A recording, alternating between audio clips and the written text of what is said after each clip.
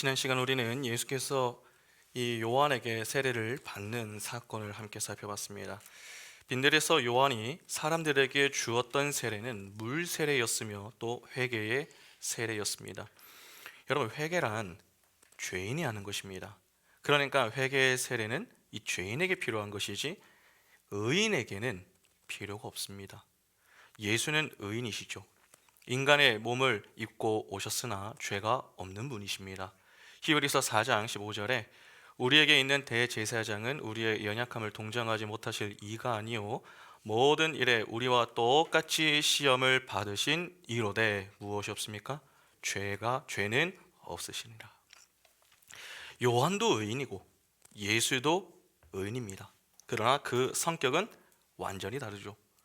그러니까 같은 의인이지만 자신은 예수에 의해서 전가된 의에 의해서 의인이 된 존재인 반면에 그분은 예수는 처음부터 의로우신 분이심을 이 요한은 알고 있었습니다. 그래서 예수께서 요한을 찾아와서 나에게 세례를 좀 베풀어 달라 그렇게 말씀하셨을 때에 머뭇거리면서 오히려 자신이 세례를 받아야 하는 것 아니겠습니까? 그렇게 되물었던 것입니다. 그러나 예수는 기어코 요한에게 이 회개의 세례를 받으셨습니다. 왜 그렇게 세례를 받으신 겁니까? 크게 세 가지 이유를 말씀을 드렸는데 기억이 나십니까? 첫째, 예수께서 죄인과 연합하여 죄인을 대신하고 대표하기 위해서였고, 둘째, 새로운 삶, 즉 공생애가 시작됨을 선포하기 위해서였으며, 셋째, 참된 왕과 충성된 종, 즉 섬김의 왕으로 오신 그분만이 하나님의 마음에 합한 자임을 증거하기 위해서였습니다. 그러니까 누가는 이 요한에게 세례를 받는 사건을 통해서 예수가 누구인가? 바로 자기 백성을 죄로부터 구원하기 위해서 오신 분이시다, 그것을 교훈하는 것입니다. 그런 점에서 예수의 이야기는 여러분 이 시작부터가 그분의 사역 목적과 방향성을 분명하게 보여주고 있다, 그렇게 말할 수 있습니다. 예수께서 요한에게 세례를 받았습니다. 요한의 세례는 그분의 공생의 사역이 시작됨을 알리는 신호탄의 역할을 한다, 그렇게 말씀을 드렸죠. 그러면 이제 무슨 내용이 나와야 하는 것입니까? 예수께서 어떻게 사역을 하셨다라고 하는 내용이 나올 차례입니다. 그런데 누가복음을 보면은 요한의 세례 이후에 나오는 것이 무엇입니까? 예수의 족보입니다. 그러니까 요한에게 세례를 받고 난 이후에 곧바로 사역을 시작하는 그러한 내용이 나오는 것이 아닙니다. 그 전에 먼저 족보가 등장합니다. 그러면 일단 우리는 이런 고민을 좀 해볼 수 있습니다. 왜 족보가 등장하는 것인가 하는 것이죠. 왜 갑자기 예수의 족보 이야기가 나오는 것입니까? 이 예수의 출신을 좀 소개하기 위해서입니까? 아니면 앞에서 좀 언급을 먼저 했어야 됐는데 다 다루지 못했기 때문입니까? 그렇지 않습니다. 여러분, 예수가 누굽니까? 자기 백성을 죄에서 구원하기 위해서 오신 분이십니다. 택한 백성을 구원하실 수 있는 유일한 메시아로 오신 분이 예수 그리스도입니다. 그러면 왜 택한 백성이 죄의 자리에 서게 된 것입니까? 첫 아담이 의로운 자리에서 이탈을 해 버렸기 때문이죠.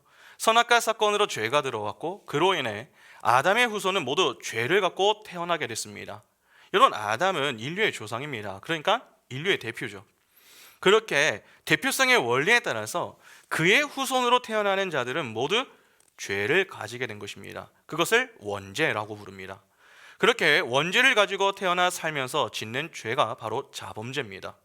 본래 인간의 자리는 죄의 자리가 아니었습니다. 죄의 삭은 사망이죠.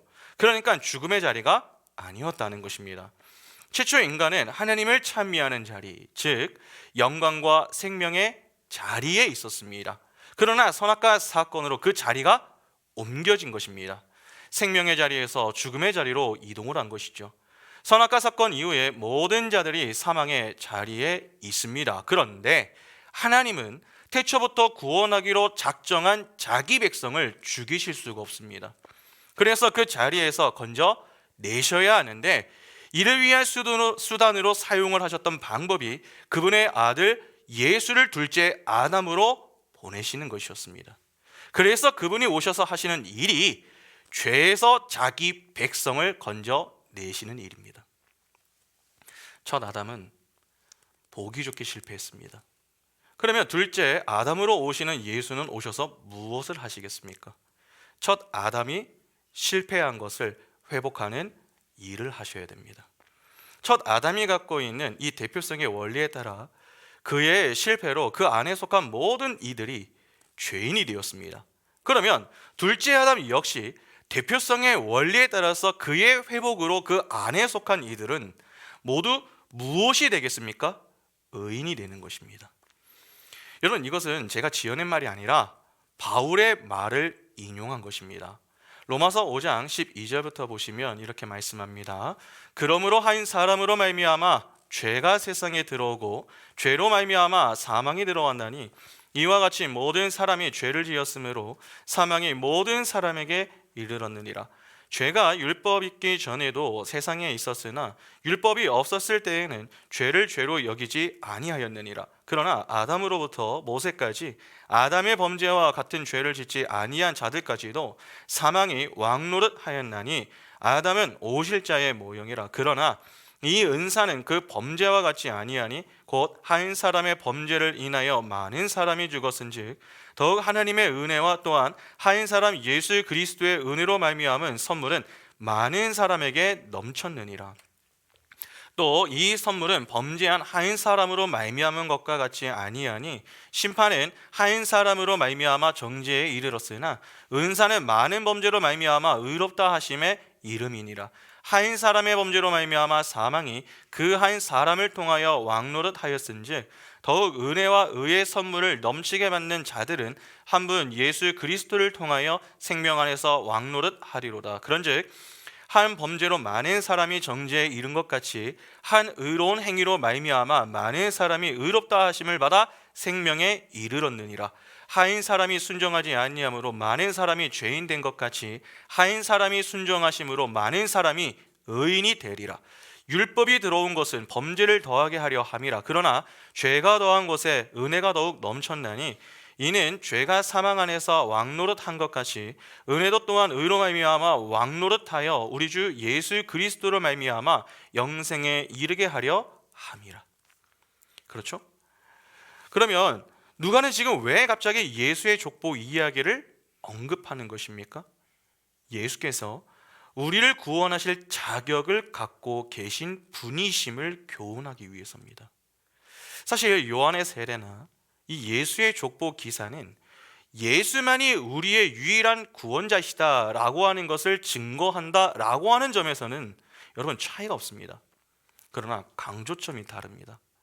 요한의 세례는 예수께서 유일한 구원자가 되신다라고 하는 사실을 소개하는 것에 강조점이 있다면 예수의 족보 이야기는 그분이 유일한 구원자가 되신다고 하는 이 자격을 강조하는 것에 초점이 있습니다.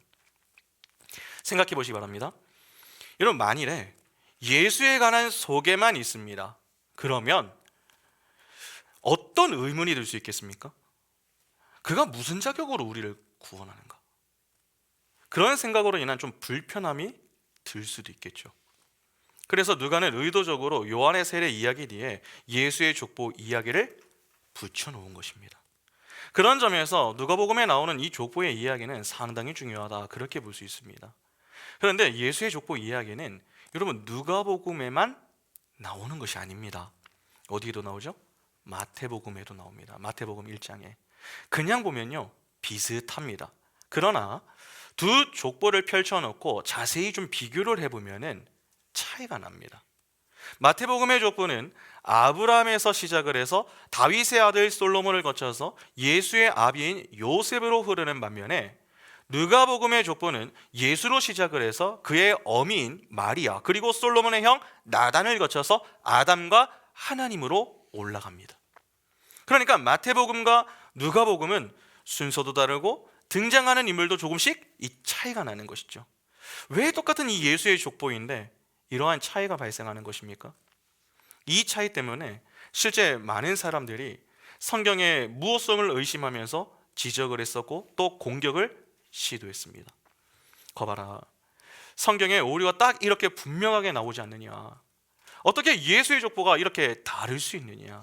결국 사람이 있었기 때문에 이런 오류가 발생하는 것 아니냐? 그렇게 성경을 오류가 있는 불완전한 책으로 여기려고 합니다. 그냥 보면요, 진짜 그렇게 보입니다. 그러나 성경은 하나님의 말씀이 기록된 책입니다. 하나님의 말씀은 하나님의 비밀을 담고 있는 책 아닙니까? 하나님은 당신의 비밀을 모든 자에게 알려주지 않으십니다. 오직 택한 자기 백성에게만 알려주십니다. 예수는 무엇으로 오신 분이십니까? 요한복음 1장에 따르면 그분은 로고스로 오십니다. 그런데 그분은 레마를 담고 계시는 로고스이시죠. 예수가 가지고 계신 레마를 못 보면요, 예수를 그냥 로고스로만 보게 됩니다. 그러면 예수를 오해하게 되겠죠. 성경도 동일합니다. 마태복음에 나오는 족보와 누가복음에 나오는 족보는 다른 게 아닙니다. 오히려 그 족보를 통해 주고자 하는 교훈이 서로 다른 것이죠. 마태복음의 족보는 요셉의 족보이고 누가복음의 족보는 마리아의 족보입니다. 여러분, 저자의 의도를 파악하지 않고 성경을 보게 되면은 성경은 오류가 가득한 책입니다. 그러나 의도를 이해하면은 성경의 오류라고 말하는 것은 자신의 무지란 사실을 깨닫게 됩니다.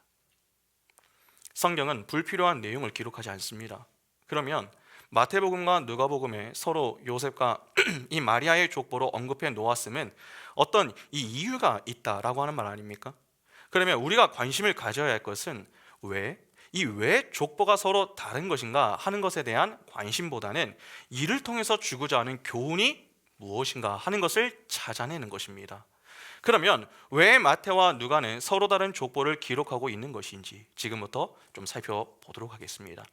성경은 두 사람의 족보를 통해서 하나님이 어떻게 아담으로부터 죄를 지어 저주받은 남자와 관계가 없는 이 여자의 후손을 준비하시는지에 관한 하나님의 지혜를 우리 성도들에게 알려주십니다. 잘 보시면요, 여러분, 두 족보는요 비슷하게 흘러갑니다.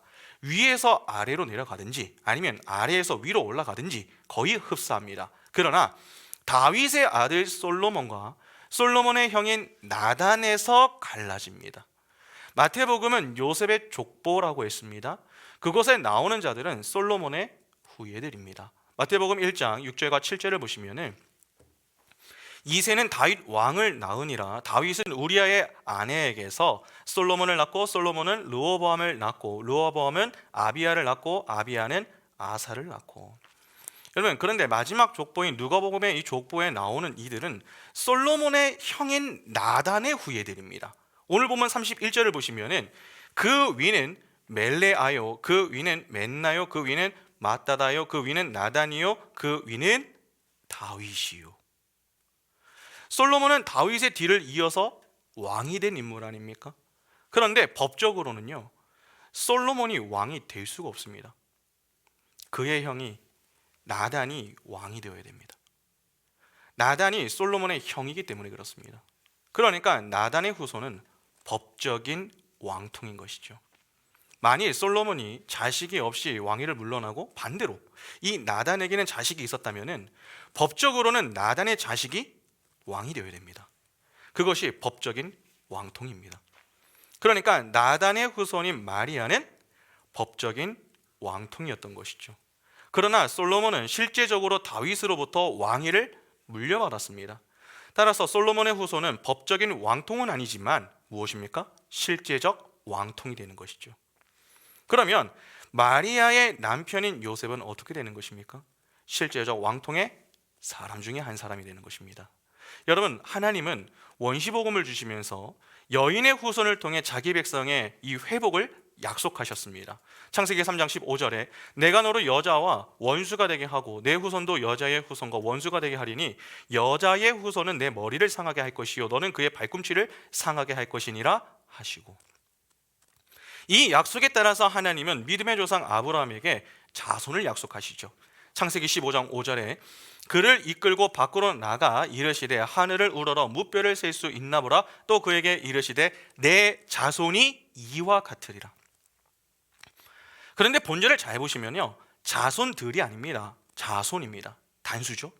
이 자손의 정체가 갈라디아서에 나옵니다. 갈라디아서 3장 16절에 이 약속들은 아브라함과 그 자손에게 말씀하신 것인데 여럿을 가리켜 그 자손들이라 하지 아니하시고 오직 한 사람을 가리켜 내 자손이라 하셨으니 곧 누굽니까? 그리스도라. 하나님이 원시복음을 통해서 약속하신 여인의 후손은 누굽니까? 그리스도입니다. 그러니까 예수는 여인의 후손으로 오시는 분이십니다. 여러분, 하나님이 다윗의 때에 나단 선지자를 통해서 이런 말씀을 주신 적이 있습니다. 사무엘하 7장 8절부터 보시면, 그러므로 이제 내 종 다윗에게 이와 같이 말하라.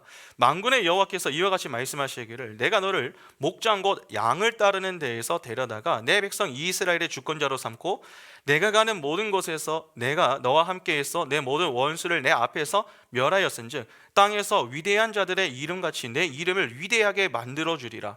내가 또 내 백성 이스라엘을 위하여 한 곳을 정하여 그를 심고 그를 거주하게 하고 다시 옮기지 못하게 하며 악한 종류로 전과 같이 그들을 해하지 못하게 하여 전에 내가 사사에게 명령하여 내 백성 이스라엘을 다스리던 때와 같지 아니하게 하고 너를 모든 원수에게서 벗어나 편히 쉬게 하리라.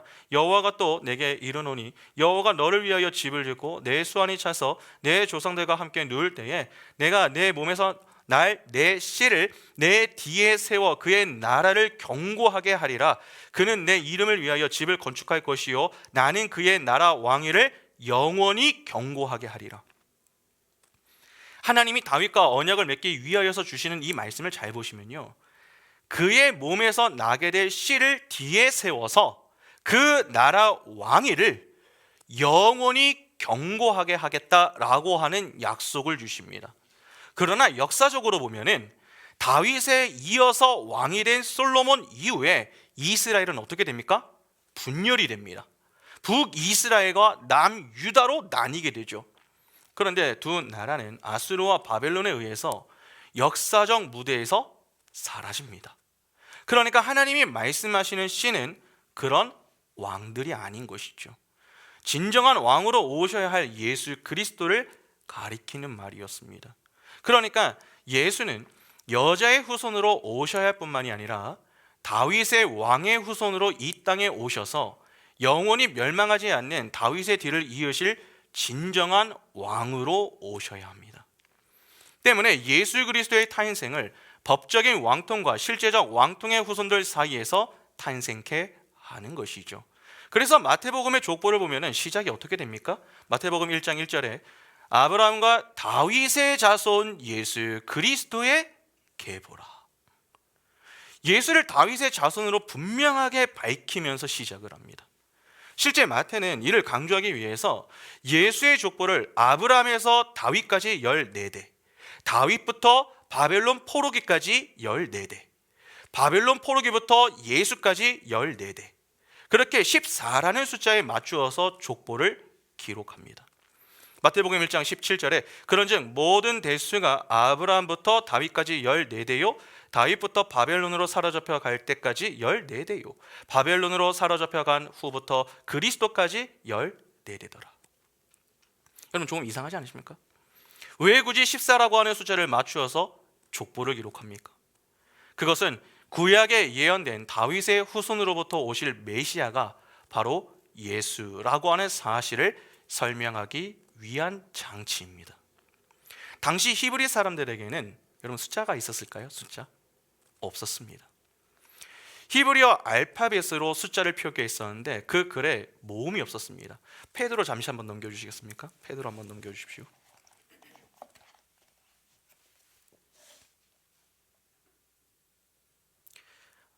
보이십니까?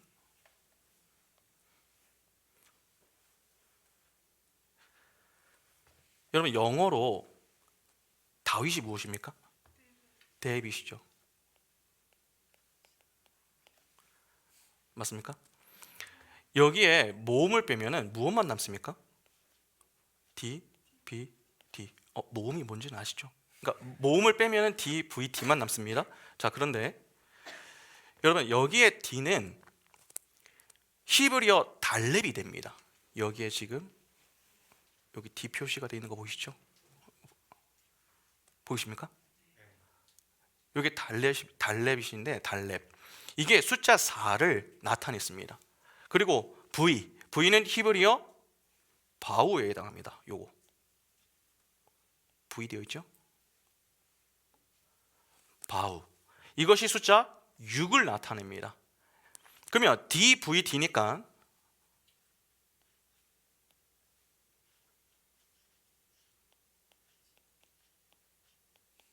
4 더하기 6 더하기 4가 되겠죠. 이게 14입니다. 여러분, 그 14라고 하는 숫자는 다윗을 상징하는 숫자입니다. 그러니까 마태는 의도적으로 14, 14, 14 이렇게 맞추어서 예수의 족보를 딱 기록해 놓고서 예수는 다윗의 자손으로 오신 메시아이시다, 그분은 왕으로 오신 분이시다, 그것을 강조하는 겁니다. 특히 마태복음은 유대인들을 대상으로 해서 기록한 책입니다. 유대인들은 메시아 즉 왕을 학수고대하던 그런 자들 아닙니까? 그래서 마태는 그런 유대인들을 위해서 예수의 왕되심을 강조하기 위해 이렇게 족보를 기술해 놓은 것입니다. 그런데 우리는 마태의 이러한 지혜도 감탄할 수 있어야 하지만 사실 더 대단한 것은 여러분 하나님이십니다. 요셉의 족보를 보면은 하나님께서 어떻게 예수를 여자의 후손으로 보내시는지 그분의 지혜와 섭리가 놀랍게 나타나 있습니다. 그리고 그 족보에는 왜 예수가 여자의 후손일 수밖에 없는가에 대한 결정적인 증거도 나타나 있습니다. 마태복음의 족본을 잘 보시면 중간에 여고냐라고 하는 왕이 나옵니다. 그 여고냐라고 하는 왕은요, 패역한 왕이었습니다. 그래서 그와 그의 자손이 하나님으로부터 저주를 받아 다윗의 위에 앉을 수가 없게 됩니다. 예레미야 22장 28절부터 보시면은 이 사람 고니야는 천하고 깨진 그릇이냐, 좋아하지 아니하고는 그릇이냐, 어찌하여 그와 그의 자손이 쫓겨나서 알지 못하는 땅에 들어갔는고, 땅이여 땅이여 땅이여 여호와의 말을 들을지니라. 여호와께서 이와 같이 말씀하시니라. 너희는 이 사람이 자식이 없겠고 그의 평생 동안 형통하지 못할 자라. 기록하라. 이는 그의 자손 중 형통하여 다윗의 왕위에 앉아 유다를 다스릴 사람이 다시는 없을 것임이라 하시니라. 실제로 여고냐의 7 아들 중에 여러분 누구도요 왕자를 차지하지 못했습니다. 역대상 3장 17절과 18절 보시면 사로잡혀간 여고냐의 아들들은 그의 아들 스알디엘과 말기람과 부다야와 세나살과 여가마야, 호사마와 느다바요. 여고냐와 그 7 아들은 모두 바벨론의 느부갓네살 왕에게 사로잡혀갔습니다. 그런데 예레미야는 그렇게 하신 분이 바로 하나님이시다, 그것을 증거하고 있습니다. 여러분 잘 생각해 보시기 바랍니다. 마리아의 남편인 이 요셉은 실제적 왕통인 솔로몬의 후손입니다. 그러나 여고냐 때에 저주를 받았기 때문에 왕이 될 수 없는 족보에서 탄생한 사람입니다. 그래서 주님은 요셉의 아들로 오시면 안 됩니다. 왜냐하면 여고냐 이후로는 그 족보에서 왕이 나올 수가 없기 때문이죠. 그러면 예수가 요셉의 아들이 되는 방법은 무엇밖에 없습니까? 요셉의 양자가 되는 방법밖에 없습니다. 그래서 예수께서 성령으로 잉태가 되어 요셉의 양자가 되시는 겁니다. 그렇게 실제적 왕통의 자격을 갖게 되시는 것이죠. 마태복음 1장 18절부터 20절에 예수 그리스도의 나심은 이러하니라. 그의 어머니 마리아가 요셉과 약혼하고 동거하기 전에 성령으로 잉태된 것이 나타났더니 그의 남편 요셉은 의로운 사람이라 그를 드러내지 아니하고 가만히 끊고자 하여 이 일을 생각할 때에 주의 사자가 현몽하여 이르되 다윗의 자손 요셉아, 내 아내 마리아 데려오기를 무서워하지 말라. 그에게 잉태된 자는 성령으로 된 것이라. 마태복음의 족보에 나오는 후손들은 왕위에는 오를 수 없지만 실제적 왕통의 후손들입니다. 그래서 주님은 육신적 후손이 아니라 양자로서 실제적 왕통을 계승하셔야 하는 것이죠. 왜 예수께서 성령으로 나셨는지 조금 이해가 되십니까? 그런데 아마 어떤 분들은 좀 이런 궁금함이 드실지 모르겠습니다. 왜 성경은 이렇게 주님의 왕통 계승을 중요하게 다루는가 하는 것입니다. 그 이유는 조금 전에 말씀을 드린 대로 사무엘하 7장에서 하나님은 주님을 다윗의 후손으로 보내어 그 왕위를 영원히 지속하시는 분으로 약속을 하셨습니다. 때문에 그분은 육신적으로도 왕으로서의 이 자격을 반드시 갖추셔야 됩니다. 그런데 예수께서 요셉의 육신적 자손으로 오시게 되면은 주님은 저주받은 자의 후손으로 오시는 것이 됩니다. 그래서 주님은 성령으로 잉태되어 요셉의 양자가 되심으로 다윗의 실제적 왕통의 자격만을 부여받게 되는 것이죠. 더 나아가 예수는 솔로몬의 형인 나단으로부터 이어지는 법적인 왕통의 계승자인 헬리와 마리아의 후손, 즉 여자의 후손으로 오심으로 법통 왕통의 자격도 갖게 되었습니다. 그러니까 주님은 법적으로나 실제적으로나 사무엘하 7장의 다윗 언약을 만족시킬 수 있는 분이시며, 또 영적으로도 창세기 3장 15절부터 이어져 오는 하나님의 언약을 만족시키시는 진짜 왕이신 것입니다.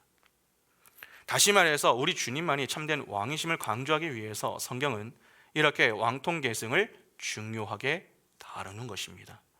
하나님의 뜻을 이루기 위해서 이 땅에 인간의 몸을 입으시고 왕으로 오셔야 하는 주님이 어떻게 저주받은 자들의 후손으로 오시지 않고도 인간으로 오실 수 있으며, 어떻게 여자의 후손이 되실 수 있는지, 그리고 어떻게 실제적 법적 왕통을 계승하는 다윗의 왕위를 이어가시는지, 이 왕이 되시는지 역사에 담겨진 이 하나님의 지혜가 참 놀랍지 않습니까? 그러니까 우리는 예수의 족보 속에서도 하나님이 그분의 뜻을 이루어 가시기 위하여서 역사를 주관하시고 섭리로 이끄시는 그분의 지혜에 감탄하게 되는 것이죠.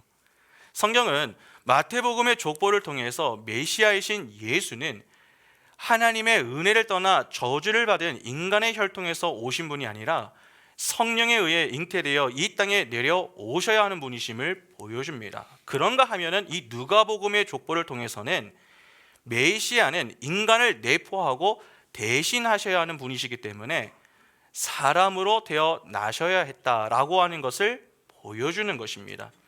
이렇게 하나님은 창세전에 어린 양의 생명책에 기록해 놓은 것은 자기 백성의 구원을 위해 인류 전체의 역사를 이끌어 가신 것입니다. 그리고 다시 그 여자의 후손을 이 땅에 빼내어서 영원한 심판을 하시기 위해 지금도 이 역사를 이끌어 가시는 중인 것이죠. 그러니까 이 모든 인간의 역사는 하나님의 손에 의해서 운행이 되고 있는 것입니다. 그 속에서 자기 백성의 구출이 이루어지는 것입니다. 그런데 마태복음과 달리 여러분, 이 누가복음의 족보 속에서 우리가 좀 살펴볼 수 있는 내용이 더 있습니다. 이 땅에 오신 예수는 하나님입니다. 그 하나님이 인간의 몸을 입고 오셨습니다. 그것이 바로 성육신이죠. 그런데 그분은 레마를 담고 있는 로고스로 오신 분 아닙니까? 그러면 우리가 예수를 볼 때에 무엇을 보아야 하는 것입니까? 예수 자체가 아니라 예수가 가지고 계시는 그 진리를 봐야 합니다. 이를 누가복음 2장에서는 이렇게 이야기하죠. 누가복음 2장 11절과 12절에 오늘 다윗의 동네에 너희를 위하여 구주가 나셨으니 곧 그리스도 주시니라. 너희가 가서 강보에 쌓여 그 위에 누워있는 아기를 보리니 이것이 너희에게 표적이니라 하더니, 여기에 표적이라고 하는 말이 나옵니다. 여러분, 표적은요 실체가 아닙니다. 내용이 아니라는 말입니다. 육신을 입고 계신 예수가 하나님의 아들이 아니다, 지금 그 말이 아닙니다. 그분은 하나님의 아들입니다. 그리고 그분은 십자가를 통해서 자기 백성을 구원하실 메시아이십니다. 그러나 그분은 십자가를 지시기 전에 무언가를 가리키는 표적으로서의 삶을 사셨습니다. 그러면 그 삶이 무엇입니까? 오늘 본문 23절을 보시면 예수께서 가르치심을 시작하실 때에 30세쯤 되시니라. 사람들이 아는 대로는 요셉의 아들이니 요셉의 위는 헬리오. 이런 본절을 헬라어로 좀 지역을 해서 보면은 그들도 그렇게 되었다. 예수가 마치 30해처럼 30처럼 시작하신다, 이렇게 됩니다. 여기서 조금 주목해서 봐야 하는 것은 30이라고 하는 숫자입니다. 이는 예수께서 30세에 공생애를 시작하셨다라고 하는 의미로도 볼 수 있겠습니다만 사실 이것은 다른 것을 보여주는 내용입니다. 그래서 원문에 마치라고 하는 말이 들어가 있는 것이죠.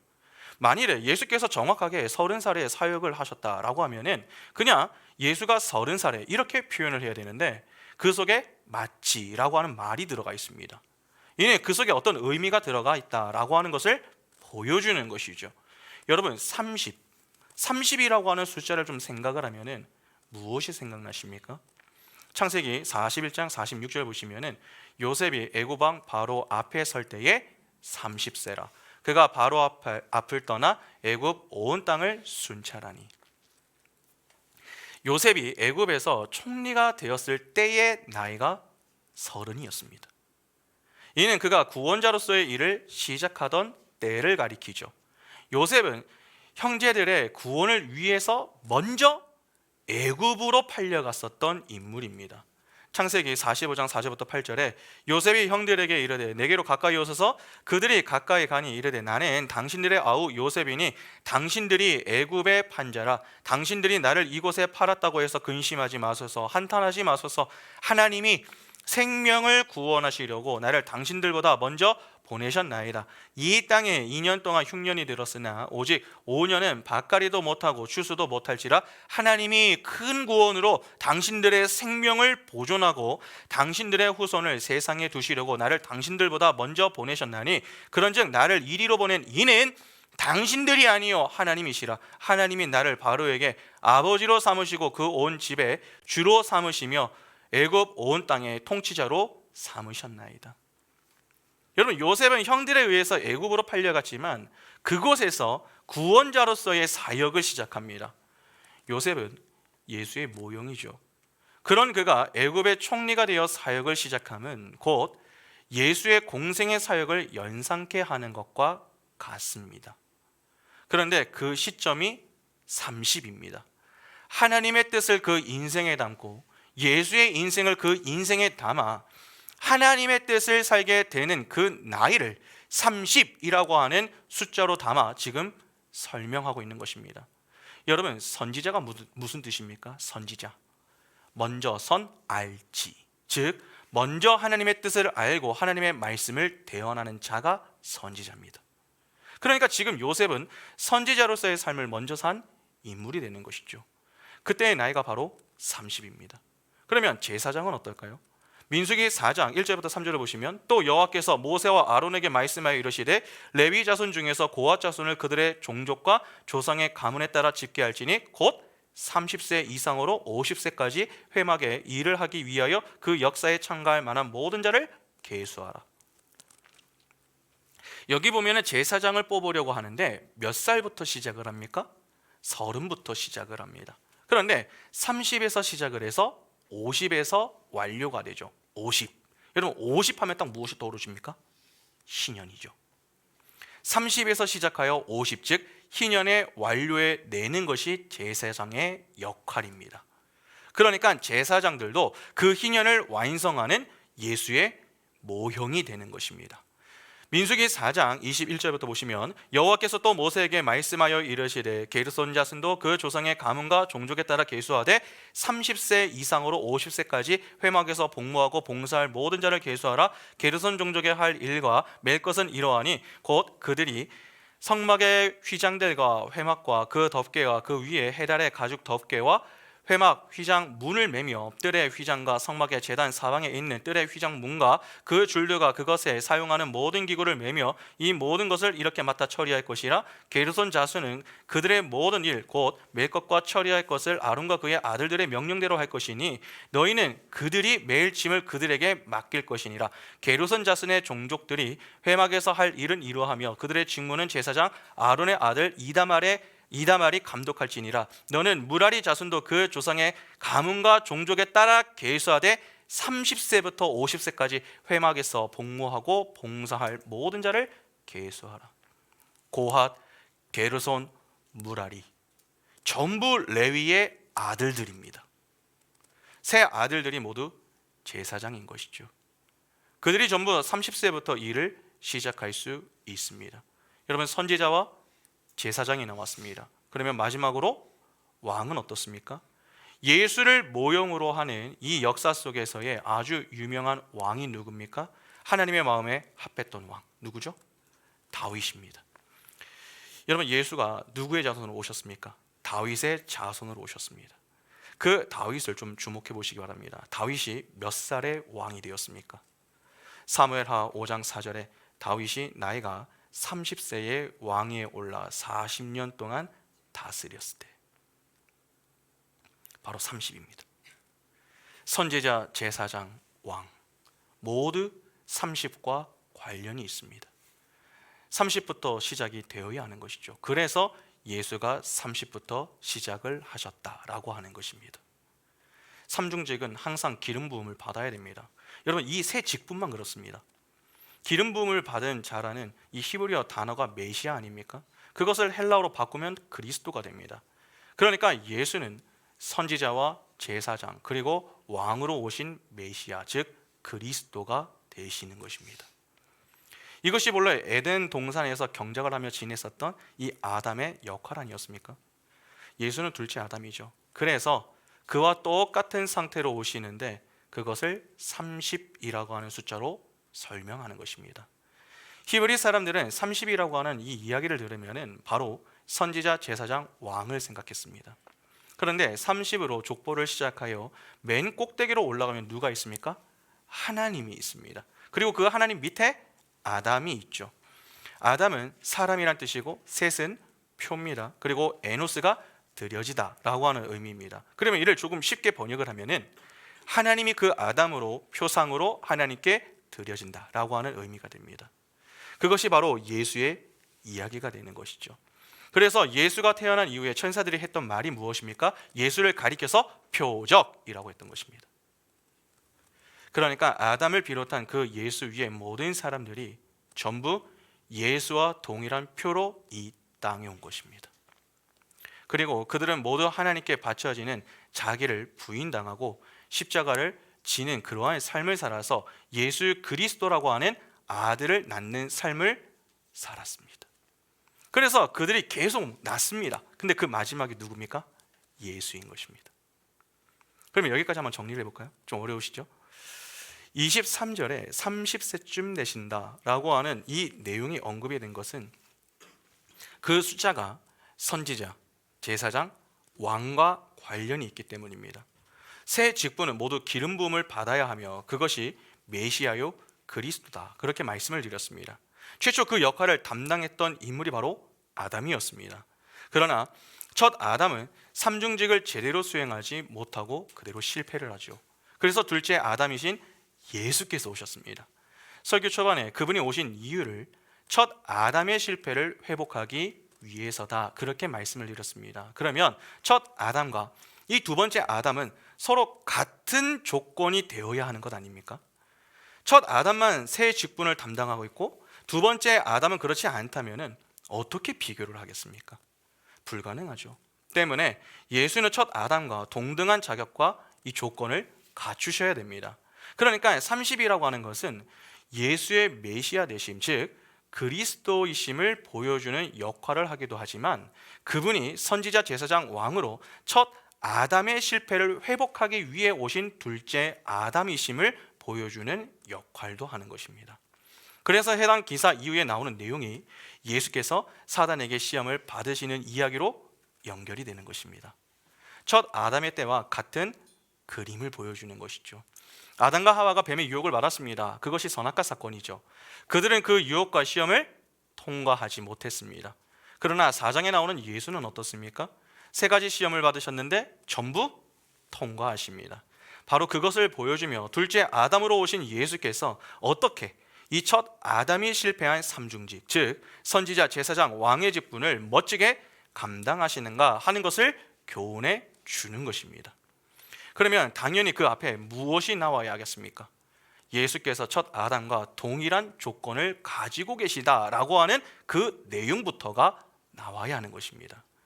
왜 요한의 세례 사건 이후에 족보에 관한 기사가 나오는지, 또 30이라고 하는 숫자가 그 속에 들어가 있는지 조금 이해가 되십니까?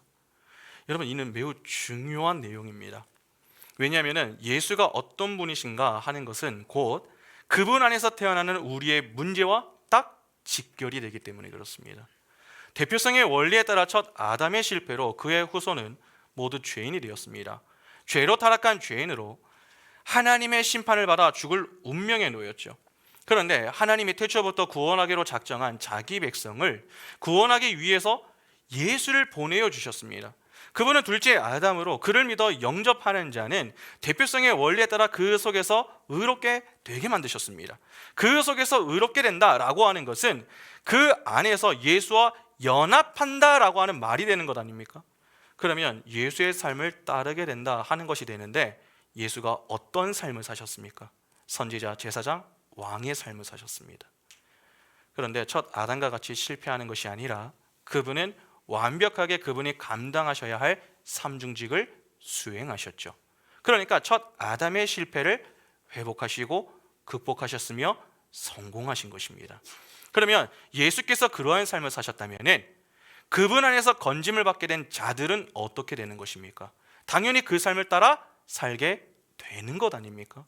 바로 그러한 내용을 함의하고 있기 때문에 중요하다라고 하는 것입니다. 그 사실을 세례에서부터 족보까지 계속해서 강조하고 있는 것이죠. 그러니까 누가는 예수 그리스도의 공생의 사역 전 그분에 대한 소개를 통해 그분을 믿으며 사는 너희는 이렇게 살게 될 것이다 라고 하는 것을 교훈해 주고 있는 것입니다. 그러면 자연스럽게 족보를 보면서 우리가 생각하게 되는 것이 있습니다. 여러분, 예수를 낳는 것은 여인입니다. 그런데 그 예수가 낳는 것은 무엇입니까? 교회입니다. 교회는 누구를 낳죠? 예수를 낳죠. 복음을 증거하여 그 복음에 합당한 반응을 보이는 자들이 주 앞에 돌아오면 작은 예수를 낳는 것이니 예수를 낳는다, 그렇게 표현을 해도 틀리지 않습니다. 그러면 예수가 교회를 낳고 교회가 예수를 낳는 것 아닙니까? 그래서 하나님의 백성들이 아들을 낳는 것입니다. 그 아들을 낳은 족보에 성도들 모두가 들어가 있는 것입니다. 그 족보에 바로 우리의 이름이 들어가 있다는 것입니다.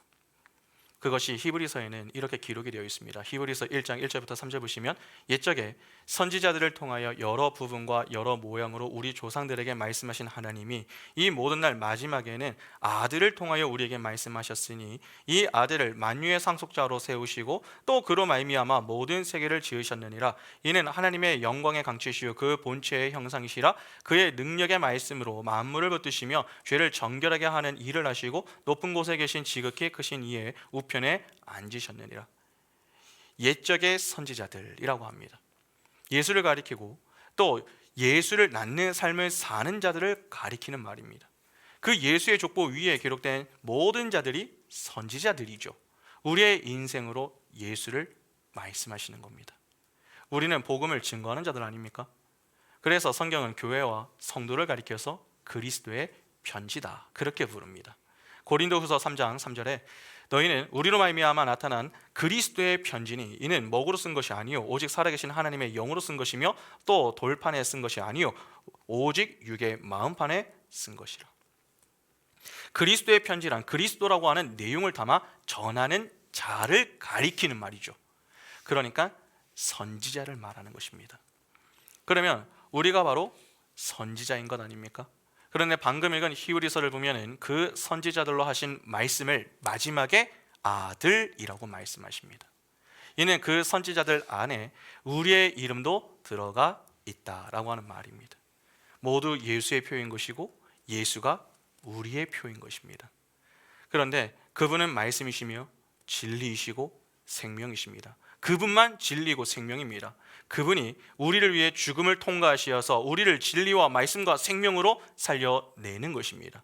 왜 굳이 그렇게 하십니까? 하나님의 나라는 오직 하나님의 창조의 능력으로만 세워져야 하기 때문에 그렇습니다. 그것을 보여주기 위해서 그렇게 하시는 겁니다.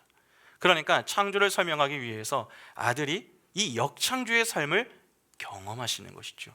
자기 부인의 삶을 사시면서 그분이 죄를 정결케 하시고 높은 곳에 계신 위엄의 우편에 앉으셨다라고 합니다. 여러분, 우편에 앉는 것이 아들의 완성입니다.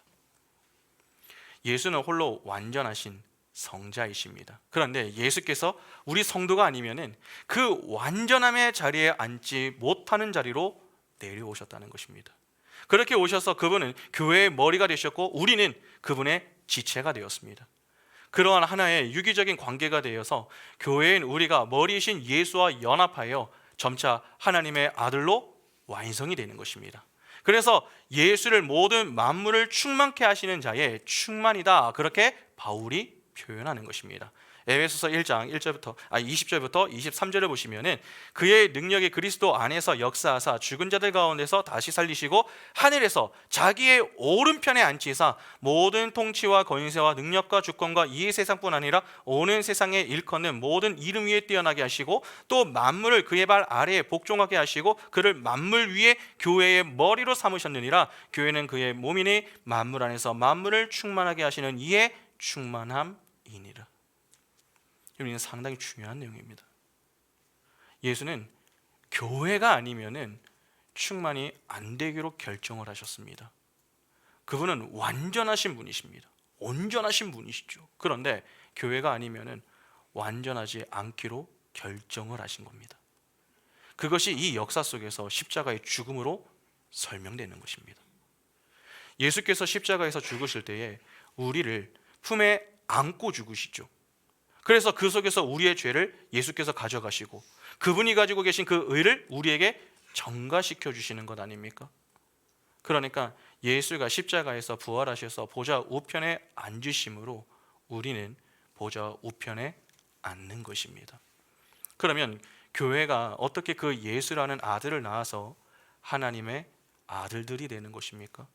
출애굽기 4장 22절에 너는 바로에게 이르기를 여호와의 말씀에 이스라엘은 내 아들 내 장자라. 맏아들이라고 하는 말이 여기에 나옵니다. 그런데 누가 맏아들이라고 합니까? 이스라엘이 맏아들이라고 합니다. 맏아들들이라고 하지 않았습니다. 맏아들입니다. 복수가 아니라 단수입니다. 그 12지파 12이 예수라는 그 맏아들을 품고 있는 것입니다. 그래서 단수입니다. 그런데 이스라엘이 광야에서 엉뚱하게 살았죠. 아들이고 장자인데 똑바로 살지를 않았습니다. 그래서 1세대가 다 죽습니다. 이는 죽어야 산다라고 하는 것을 가르쳐 주시는 겁니다. 그러니까 이스라엘의 12지파 맏아들은 예수 안으로 들어가서 새롭게 창조되는 자로 그리스도와 연합으로만 아들이 될 수 있다라고 하는 이 복음의 이야기를 긴 역사를 풀어서 설명해 주시는 겁니다. 그래서 하나님의 아들 이야기를 하면 항상 12이 쫓아다닙니다. 이스라엘이 12아들로부터 시작이 된 것이기 때문에 그렇습니다. 그래서 아들 하면 10입니다. 이미 배웠죠? 예수의 유년 시절의 이야기를 한번 생각해 보시기 바랍니다. 그때 예수의 나이가 몇 살입니까? 12살이었습니다. 누가복음 2장 42절부터 50절에 예수께서 12살 되었을 때에 그들이 이 절기에 관례를 따라 올라갔다가 그 날들을 마치고 돌아갈 때에 아이 예수는 예루살렘에 머무셨더라. 그 부모는 이를 알지 못하고 동행 중에 있는 줄로 생각하고 하룻길을 간 후 친족과 아는 자 중에서 찾되 만나지 못하며 찾으면서 예루살렘으로 돌아갔더니 사흘 후에 성전에서 만난 지 그가 선생들 중에 앉으사 그들에게 듣기도 하시며 묻기도 하시니 듣는 자가 다 그 지혜와 대답을 놀랍게 여기더라. 그의 부모가 보며 놀라며 그의 어머니는 이르되 아이야 어찌하여 우리에게 이렇게 하였느냐. 보라 내 아버지와 내가 근심하여 너를 찾아노라. 예수께서 이르시되 어찌하여 나를 찾으셨나이까. 내가 내 아버지 집에 있어야 될 줄을 알지 못하셨나이까 하시니 그 부모가 그가 하신 말씀을 깨닫지 못하더라. 여기서 처음으로 예수께서 하나님을 아버지라고 부릅니다. 하나님의 참 아들이 이렇게 된다라고 하는 것을 설명해 주는 것입니다. 단지 12살 때에 예수께서 부모의 말씀을 듣지 않는 청개구리의 삶을 살았다라고 하는 것을 보여주는 그러한 사건이 아닙니다. 옛 성전이 있는 땅인 그 예루살렘에 올라가서 율법과 싸우시는 분이 예수입니다. 율법주의와 인본주의와 싸우시는 것이죠. 새 성전이신 하늘의 예루살렘이 옛 성전인 땅의 예루살렘을 부수고 계시는 겁니다. 그런데 그것을 어떻게 부수십니까? 그분의 지혜로 부숩니다. 창조의 지혜죠. 그 지혜로 지금 부수고 계십니다. 그게 아들입니다. 그래서 12입니다. 하늘의 아들, 즉 완료된 아들이라고 하는 의미인 것이죠. 예수가 이 성전에서 발견된 것이 여러분 사흘 뒤라고 했습니다. 사흘 뒤. 뭐가 좀 떠오르지 않으십니까? 십자가 사건이 이미 여기서부터 예표되었던 것입니다. 예수께서 죽으시고 사흘 만에 부활하셨죠. 그러니까 이미 이 사건에서부터 예수는 자신의 십자가 사건을 예표하신 겁니다. 하나님의 아들 예수만이 그 일을 감당하실 수 있는 것 아닙니까? 그래서 거기서 갑자기 하나님을 내 아버지라고 이야기를 한 겁니다. 어떠세요? 여러분, 우리도 지금 이 내용을 듣는데 상당히 이해하기가 어렵지 않습니까? 근데 당시 그 예수의 부모가 이 내용을 이해를 할 수 있겠습니까? 없습니다. 여러분, 기억하셔야 됩니다. 성경은 하나님이 교회에게 주신 글입니다. 교회만 알아듣게 되어 있습니다. 만물을 창조하신 하나님을 내 아버지라고 부르시는 예수에 의해서 구원을 받은 자들이 바로 우리입니다. 도대체 그분이 무슨 자격이 있어서 우리를 구원하십니까? 법정적, 실제적 왕통을 계승하여 오신 분이 바로 예수 그리스도이십니다. 아담과 하와에게 원시복음을 주시면서 그 약속에 따라 오신 분, 첫 아담의 실패를 회복하기 위하여서 오신 분, 진짜 선지자, 제사장, 왕으로 오신 분, 그분이 바로 예수 그리스도이십니다. 우리를 구원해 주실 수 있는 유일한 구원자, 그분이 바로 예수 그리스도인 것입니다. 그분이 우리를 대신하고 대표하기 위하여서 물세례를 받으시고 불세례인 십자가를 지심으로 우리를 구원하셨습니다. 그렇게 그분은 왕으로, 제사장으로, 선지자로 하나님의 말씀에 온전히 순종하셨고 그로 인해 하나님의 뜻과 영광이 드러났습니다. 그 예수 안에서 거듭난 자들이 바로 우리입니다. 태초부터 구원하기로 작정한 우리를 세상의 그 어떤 방해 앞에서도 굴하지 않으시고 그분의 지혜와 섭리로 예수를 보내어 그 안에서 우리를 부르시어 자녀 삼아 주셨습니다. 그렇게 하나님이 그분의 은혜와 사랑으로 우리를 붙들고 계시는데 여러분, 무엇이 두렵고 무엇이 무서우십니까? 진정 하나님의 은혜를 안다면, 예수 그리스도의 사랑을 안다면 우리를 자녀라 부르시는 그 하나님의 음성을 진정 외면할 수 있겠습니까? 죄를 지으며 죄를 즐기면서 살 수 있겠습니까? 바울의 이 고백을 한번 보시기 바랍니다. 로마서 6장 1절부터 보시면, 그런즉 우리가 무슨 말 하리요? 은혜를 더하게 하려고 죄에 거하겠느냐? 그럴 수 없느니라. 죄에 대하여 죽은 우리가 어찌 그 가운데 더 살리요? 무릇 그리스도 예수와 합하여 세례를 받은 우리는 그의 죽으심과 합하여 세례를 받은 줄을 알지 못하느냐? 그러므로 우리가 그의 죽으심과 합하여 세례를 받음으로 그와 함께 장사되었나니 이는 아버지의 영광으로 말미암아 그리스도를 죽은 자 가운데서 살리심과 같이 우리로 또한 새 생명 가운데에서 행하게 하려 함이라. 만일 우리가 그의 죽으심과 같은 모양으로 연합한 자가 되었으면 또한 그의 부활과 같은 모양으로 연합한 자도 되리라. 우리가 알거니와 우리의 옛사람이 예수와 함께 십자가에 못 박힌 것은 죄의 몸이 죽어 다시는 우리가 죄에게 종노릇하지 아니하려 함이니 이는 죽은 자가 죄에서 벗어나 의롭다 하심을 얻었음이라. 만일 우리가 그리스도와 함께 죽었으면 또한 그와 함께 살 줄을 믿노니 이는 그리스도께서 죽은 자 가운데서 살아나셨음에 다시 죽지 아니하시고 사망에 다시 그를 주장하지 못할 줄을 알미로라. 그가 죽으시면 죄에 대하여 단번에 죽으심이요 그가 살아계시면 하나님께 대하여 살아계심이니 이와 같이 너희도 너희 자신을 죄에 대하여는 죽은 자요 그리스도 예수 안에서 하나님께 대하여는 살아있는 자로 여길지어다. 그러므로 너희는 죄가 너희 죽을 몸을 지배하지 못하게 하여 몸의 사욕을 순종하지 말고 또한 너희 지체를 불의의 무기로 죄에게 내주지 말고 오직 너희 자신을 죽은 자 가운데서 다시 살아난 자같이 하나님께 드리며 너희 지체를 의의 무기로 하나님께 드리라. 여러분, 우리는 작은 예수입니다. 선지자, 제사장, 왕으로 하나님의 영광을 드러내야 하는 자들입니다. 둘째 아담이신 예수가 그 삶을 멋지게 살아내셨습니다. 이는 우리도 그렇게 살아낼 수 있다라고 하는 말이 되는 것입니다. 왜 그런 줄 아십니까? 하나님이 반드시 우리를 그 자리로 인도하시기 때문에 그렇습니다. 예수를 붙드시기 바랍니다. 우리의 유일한 구원자, 유일한 소망이신 예수만 든든히 붙드시기 바랍니다. 그러면 반드시 성공합니다. 영생과 영광의 자리에 섭니다. 그 믿음을 가지고 우리를 의의 무게로 하나님께 드림으로 주님 부르시는 그날까지 주의 영광을 위해 사는 참된 예배자들이 다 될 수 있기를 간절히 소망합니다. 함께 찬양하겠습니다.